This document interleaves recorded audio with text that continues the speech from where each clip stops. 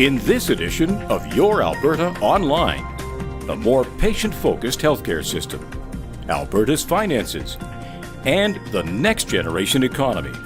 Now, here's your host, Mike Deising. Welcome to Your Alberta Online, a regular webcast to help you stay connected to Alberta government news and events. First up today, new legislation for a more patient-focused healthcare system is being debated in the Alberta Legislature. The Alberta Health Act will establish principles to help guide the province's health system into the future. One of the most significant things about the Alberta Health Act, of course, is that it lays the groundwork for future improvements in our health system that will lead to better health outcomes for Albertans. The Alberta Health Act, for example, enshrines the principles of the Canada Health Act into legislation. It assures a patient and a health advocate will be there to help Albertans navigate the system. It brings into play a health charter that we'll work with Albertans to create, and it ensures an ongoing process for public engagement. To address the serious issue of traffic safety and help save lives on our roads, the Alberta government has passed comprehensive distracted driving legislation. The new laws restrict the use of handheld cell phones and activities like texting, reading, writing, personal grooming, and the use of other electronic devices while driving. I'd like to be able to say that we can get away with strictly common sense and with strictly education. This particular piece of legislation has come because of the type of technology that's come out now and all of the different things that didn't used to be there. Great first step for the province of Alberta. We have work to do still. It doesn't mean the job is done. Now we have to watch and make sure that we get the amount of awareness and education out there that's needed to help people understand what the law means, how it will be enforced, make sure we have the enforcement out there. Dealing with Alberta's growth and planning for the future was on the minds of many as rural leaders got together recently. Hundreds of members of the Alberta Association of Municipal Districts and Counties met with Premier Stelmach and cabinet ministers. They heard that recent changes to provincial legislation respond to requests for a more coordinated planning. We need to make sure that what we do in order to provide power, in order to provide roads, in order to provide opportunity for our province to grow, we need to make sure that we're doing it in a coordinated approach. Minister Danyluk emphasized that the new laws ensure respect for landowners' rights, including fair negotiations, compensation, and appeal processes. The government of Alberta continues its efforts to control spending with a goal of being back in the black by 2012-2013. Our projected deficit now has gone up from $4.7 billion to $5 billion.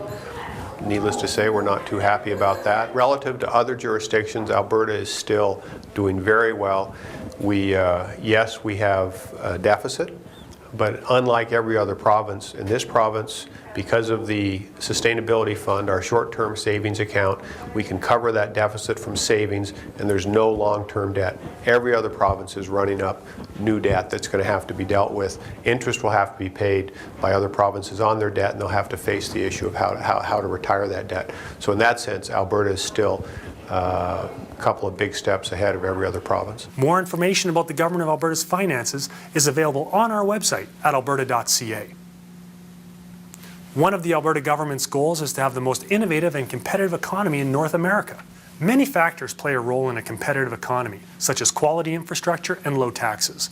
But Albertans' innovative spirit is the key.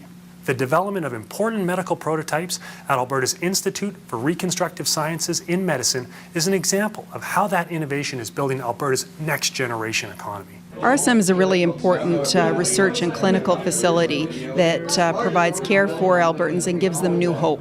These are people who have lost features of their head and neck, sometimes to cancer or trauma, and we provide them with an opportunity to lead a normal life. Whether that's in healthcare, whether it's in energy and environment, or whether it's in safe and healthy food production.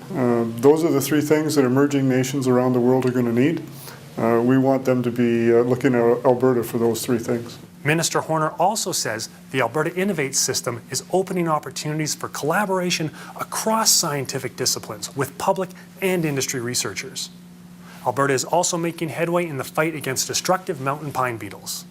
Surveys confirm the number of new trees attacked by the beetle has declined from a year ago, and there were no in-flights of beetles from British Columbia during the summer.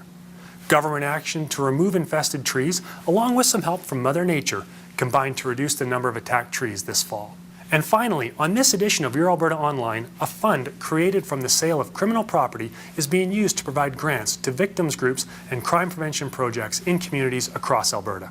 What we're doing makes a difference, and it's helping people that are impacted by crime, and that's what we have to do. Since the Civil Forfeiture Office was established 2 years ago, more than $19 million in property and cash tied to criminal activity has been restrained, including vehicles used in drug dealing and homes used for marijuana grow operations.